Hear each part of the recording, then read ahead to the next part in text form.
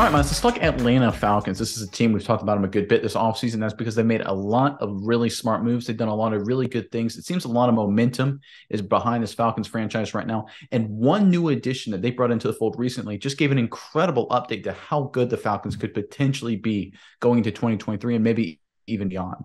Yeah, Nick, and this addition to the Falcons was a big upgrade in a lot of different ways, but there's still some more upgrades that the Atlanta Falcons could use, and that's why we want to ask you, the fans, the most knowledgeable people about the weaknesses of this Falcons roster, what you want to do in the draft as far as which position group do you want the Falcons to address in the draft, which position group do you think could be upgraded the most on this team? Let us know in the comments below. And Nick, also, I'd like everyone to stay tuned to the end of today's video to hear a special word from the partner of today's video, Neuro. But Nick, what is going on down in Atlanta? So this big addition, of course, we're talking about is both literally and figuratively a massive addition. We're talking about, of course, Calais Campbell. He was brought into the fold about 4 or 5 days ago. We did a video about it on the time about how a great move it was for the Atlanta Falcons. From the Falcons' perspective, bringing him into the fold, well, if you hear Calais Campbell's comments, it seems like a great move for Campbell just as well, and it sent a powerful message both through the Atlanta organization and the entire NFL. So this report is from AtlantaFalcons.com. Campbell did his research about the Falcons organization and watched film on both the offense and defense. One of the attributes that stuck out to him about the Falcons offense is they have a very, quote, potent run game, unquote. He noted how Atlanta has a three-headed monster with Tyler Algier, Cordell Patterson, and Caleb Huntley in the backfield. He also liked what he saw in wide receiver Drake London and quarterback Desmond Ridder. Campbell went on to say, quote, if Ridder continues to develop and if Ridder continues to develop and be who I think he can be, I wouldn't be surprised if we're playing late in January and potentially February. Campbell also said a lot of complimentary things about head coach Arthur Smith as well, saying he's really excited to be there. Just seems like a great franchise doing everything in the right direction to, just turn the ship around and go back to the playoffs and make a potentially deep run to the playoffs. Miles, this kind of jumped out at me, right? Because when there's a lot of rumors when the Atlanta Falcons picked up Calais Campbell, a lot of people were, kind of intrigued. They thought he would go to a potential contender, been rumored to a team like the Dolphins, right?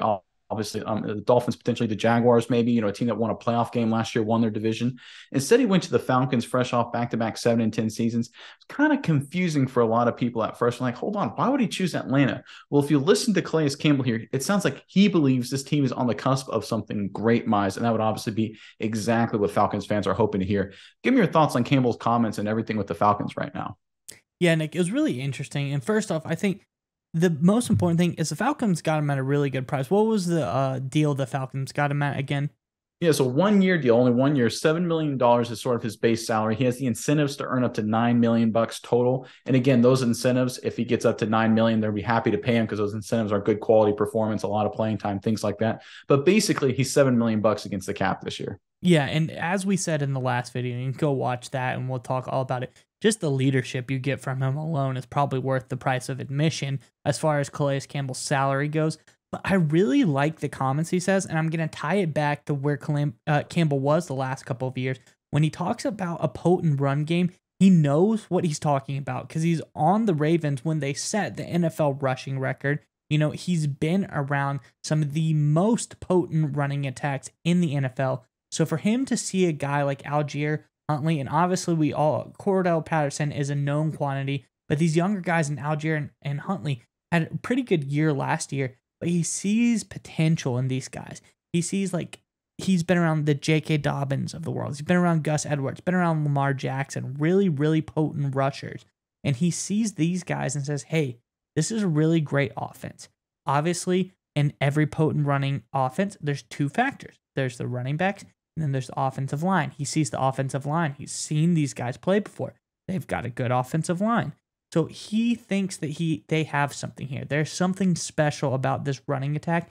And then he sees quarterback play from Desmond Ridder. He says Ridder looks special if he lives up the potential that not his potential, but the potential that Calais Campbell thinks that he has.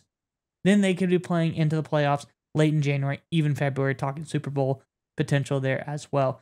So those are some high praise from Campbell, a guy who's been around elite level talent in the NFL. He's been around the Lamar Jacksons of the world. He's been around really good rushing offenses, great offensive lines, good defenses as well. So I think when we take these comments, you say these aren't to be taken lightly because Calais Campbell has played with some of the best when it comes about the things that he is talking about, whether it's quarterback, rushing attack, coach. John Harbaugh's been a great coach.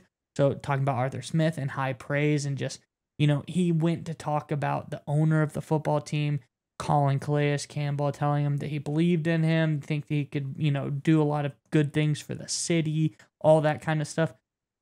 I just think this is a really good fit. I didn't see it at first, but the more and more you read about it and the more and more you look into it, this is a huge get for the Atlanta Falcons. And I think that this could be the kind of leadership guy they need to propel them into the future. Yeah, and just one thing to reiterate here, kind of a final point. Campbell isn't saying this just because he got overpaid outside of his value, and he's really grateful that the Arthur Blank wrote him a big check. That's not what had happened here. If you look at overthecap.com's valuation of Campbell, they use a lot of advanced metrics and analytics. They factor in position, age, things like that, performance, obviously. They value Calais Campbell at about $6.5 million. The Falcons are paying him $7 million. So it's a fair price, right? It's not like they gave Campbell, twice his valuation and Campbell's just super excited. That's why he's saying all these things. He went to the Atlanta Falcons on a fair price for both sides because he legitimately feels, I believe, this team is ready to break out and be a top flight contender. So obviously we like the signing at the time, Mize. But when you factor in all these comments from Campbell, it looks like this Falcons team could be a lot more dangerous than people expect them to be. Something to keep an eye on the rest of the offseason and into the 2023 season as well. All right, Miles, we would like to give a special thanks to our partner in today's video, Neuro. That's right, Nick. And I want you to go with me on a journey really fast. I want you to imagine this.